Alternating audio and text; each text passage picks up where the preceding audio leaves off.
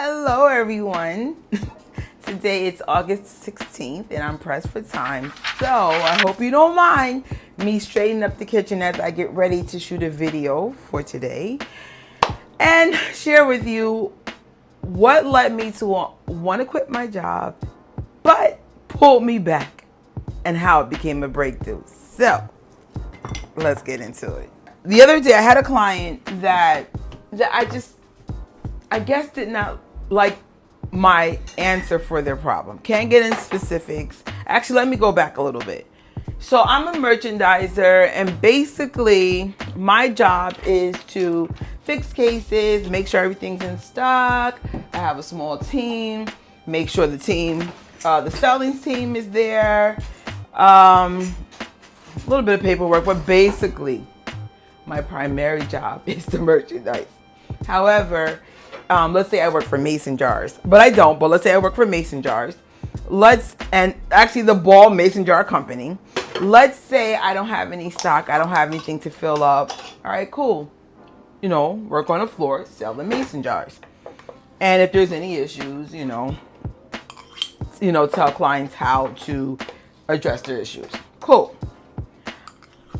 For some reason, the client just didn't like my response. They had a more deeper problem and had to actually go to the repair center to have her thing addressed. So then she's like, I brought this item from here, yada, yada, yada. Again, can't get into super details, but the point is I became the human punching bag. And, it comes with the job, right? You want a flexible job, the pay is decent, you deal with whatever. And I get that. I receive that.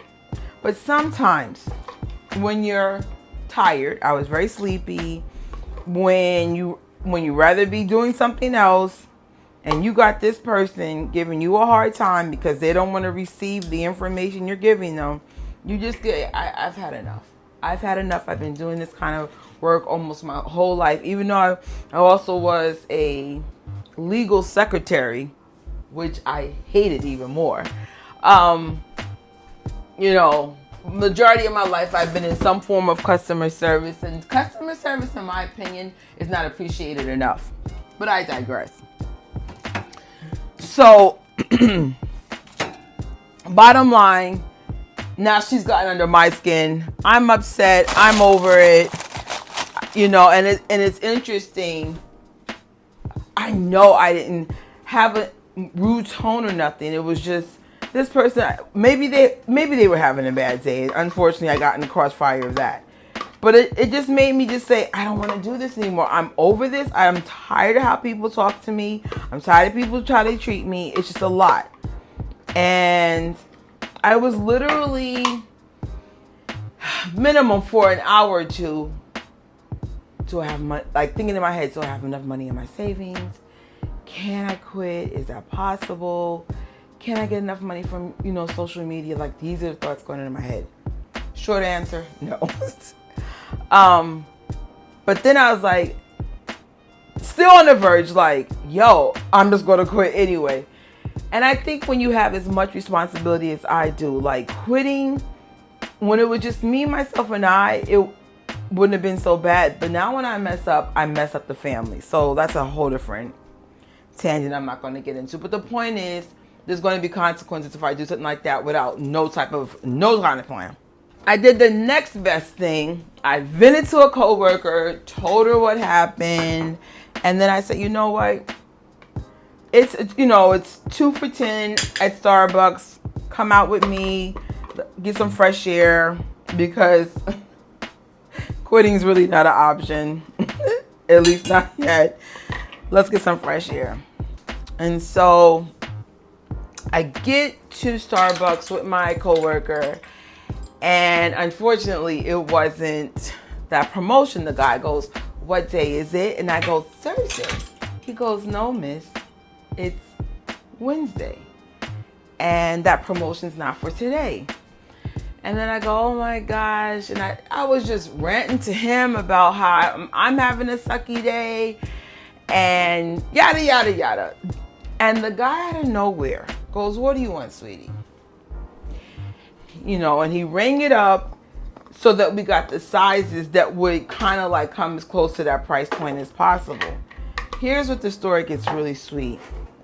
He upgrades my drink to something bigger. I got that new energy tea because, I knew I had another live and I had another day. I'm not going to get any sleep because I'm not really a big coffee person, but I knew I needed some kind of caffeine because if I, that was part of the reason why I was feeling so bad. I'm like legitimately exhausted. And when I saw my big drink and I saw that he actually cared that I wasn't good, but he was going to try to make the situation better because, he's in customer service and I think he understood, like he just knew I was just not good. And when I said that changed the energy of the day, that made me, one, grateful that someone who does something similar to me, like even though food is different, I think actually food customer service is harder.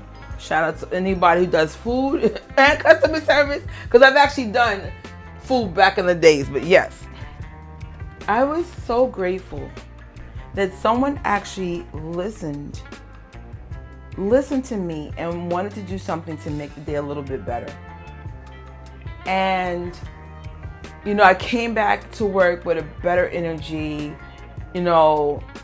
and I thought to myself, no matter what you do, whether you do customer service or your dream career, you're always going to have someone like that person that's going to make you not want to do it anymore. Because no matter what, you're always going to have something you don't like to do, whatever that is. And you have to be able to adapt to it. Don't let it get to you and keep it moving. Another thing, you shouldn't quit something if you haven't mastered little things, whether it be, being on time for everything, being organized. Like in my case, what I want to do is so complicated and so much harder than my job. If I can't master my job and this annoying client, then how am I going to be when things get harder? And so I felt like it was just an opportunity to examine myself and recognize how you could improve things moving forward. Now, don't get it twisted. I do have a very tough account, so there's going to be more moments like that. But I hope I would like to be less reactionary. I always want to give thanks for my job because my job is flexible. It allows me to travel. It allows me to pursue my dreams, my real dreams. And they're supportive. Like they even helped me get through college. Like I remember one time I quit my job. So I've been with these clients for a long time. I quit my job and my supervisor, who's still my supervisor, she said, what could we do to work around your college schedule? And I said, it's going to be a tough schedule. I'm going to have these weird hours. And she said, just tell me what we need to do. And so even though I get frustrated at situations, I'm always going to remember that when it came to things like college support, when I need flexibility for YouTube, they're there for me. Nothing's perfect, but I'm always going to have situations that are going to make me want to quit, and I just got to be less reactive to it. It's just something I need to work on, because sometimes I complain or rant, and now I'm driving myself nuts. I can't even imagine what my coworkers are going through. I'm always complaining about something that I could just keep in my head and create a better energy for everybody to work in. Like, it's always going to be ops. There's always going to be problems. I just got to stop being so reactive to it. So with that being said, I'm in a much better headspace. Grateful to have a job that allows me to have a roof over my head and travel and do the things that I really want to do. And honestly, I'm actually grateful to be at work. Sometimes I get some really cool content because I'm in the center of the city, or sometimes I have to go to another location and I see other things and it exposes me to other things. New York, I got to give New York this. It's full of surprises and unexpected magic at times. And that's the beauty of working freelance and getting to like travel and be in different places, and you know, so I say all that to say I'm much better.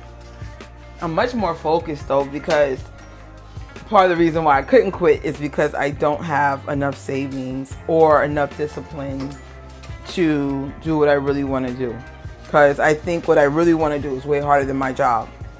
And there's no way I'm not there yet. I think the person I need to be is literally forming in front of me. And I ain't mad at it. I'm not mad at it. I'm trusting the process. I'm trusting that when my time comes, it'll come. And I would like to also give a shout out to the wonderful person at Starbucks. I honestly regret not getting their name. People like that. People like that makes the in-store experience worth it.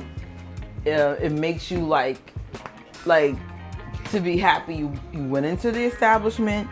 Support a place that hires people that know how to fix problems and make people feel good when they're feeling bad. So shout out to Starbucks. That was a really good experience. I gotta give the guy that. Thank you for the upgrade. And thank you to my coworkers. It was a combination of things to calm me down.